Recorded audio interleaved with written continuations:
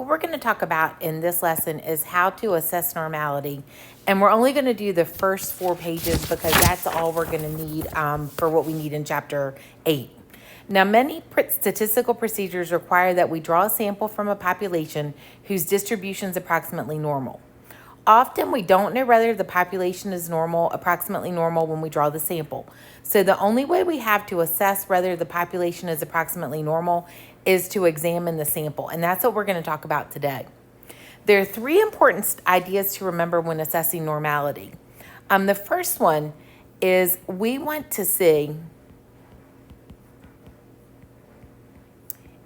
if population is approximately normal. It's never going to be exact. The CLT works for large samples.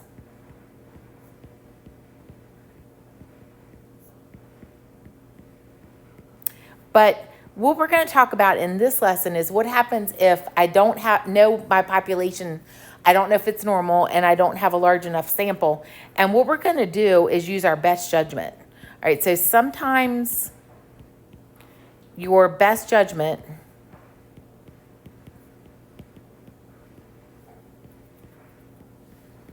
works better than the rules.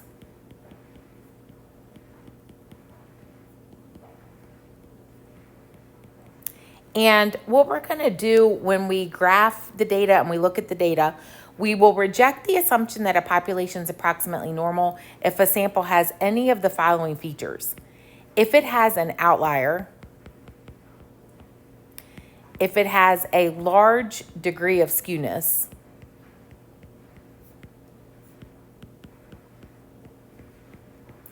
or if it is multimodal, has more than one mode.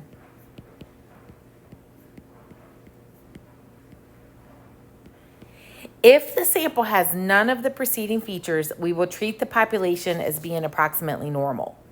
And the first thing I want to show you on assessing normality, we're going to do by doing a dot plot. And the first question says the accuracy of an oven thermostat is being tested. The oven is set to 360 degrees and the temperature when the thermostat turns off is recorded. A sample of size 7 yields the following results. Now 7 is not large enough for CLT. So it says, is it reasonable to treat this as a sample from an approximately normal population? And what I'm going to do, I'm going to do a dot plot. And when you look at the numbers, I only need to go from about 350 to 370. So I'm going to go 350, 360, 370. And I'm going to call this degrees. And then I'm going to put in the 355 too and the 365. Now, graph your data. I've got 358, 363, 361, 355, 367, 352, and 368. Count your points, 1, 2, 3, 4, 5, 6, 7. Make sure you still have 7. And when I look at them, the big thing is I don't see any outliers. Okay, so I don't see anything that stands out. So here's what I'm going to say. I'm going to say yes, because I see no outliers. I see no strong skewness. And the nice thing about the dot plot is you can tell about the modes. And I see it doesn't have, it's not multimodal. Now I want to do one more like that. I've got a health fair. I've got several hundred people with their pulse rates measured. They're taking a simple random sample of 6, given the pulse rates. And it says, is it reasonable to treat this as a sample from approximately normal population? And we're going to do the same thing. Now on this one, I need to go from about 60 to 100. So I'm going to go 60, 70, 80, 90, 100. And I'm going to call this pulse rates. And when I graph it, I've got 68, 71, 79, 98, 67, and 75. And again, 2, 3, 4, just count them again to make sure. And when you do this one, when you look at this, that is a possible outlier. It's strongly skewed right. This is not okay. So here's what I'm going to say.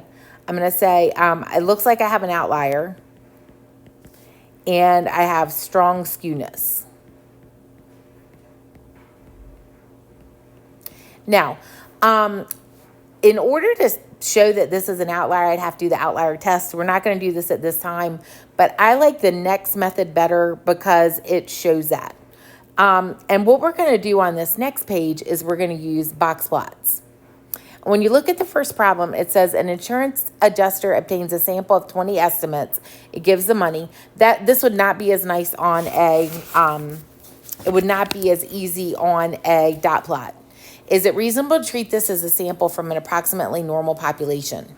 Pause the video and type in your data in the list on the calculator, and then come back and I'll show you what to do. Where you want to go to type in your data is, remember the statistics, type everything into value. And I'm going to go to my graph and I'm going to do a box plot. Now I like a box plot because it shows the outliers. There's other things you could do too. We could do a histogram. We could do a stem leaf plot. We could do a dot plot. We could do a normal probability plot, but we're going to do a box plot. And when you look at it, I don't see any outliers.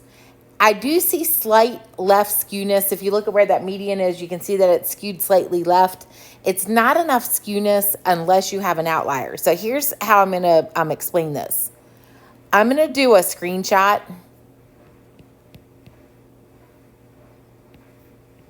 All right, and what I'm going to say, so you see how I did my screenshot. You just do it real quick.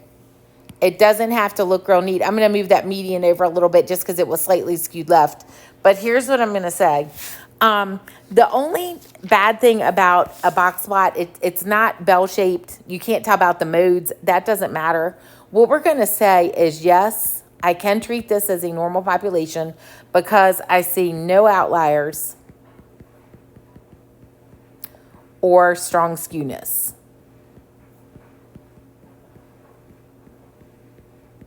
Now, do the same thing with your second one. Go back to the data. And I'm going to clear it.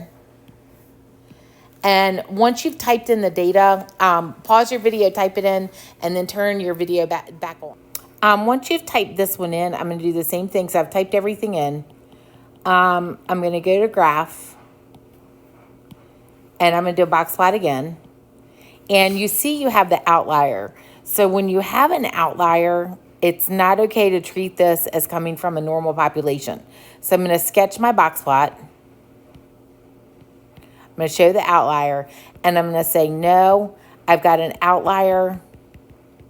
And it's got strong right skewness. Anytime it has an outlier, it has strong skewness.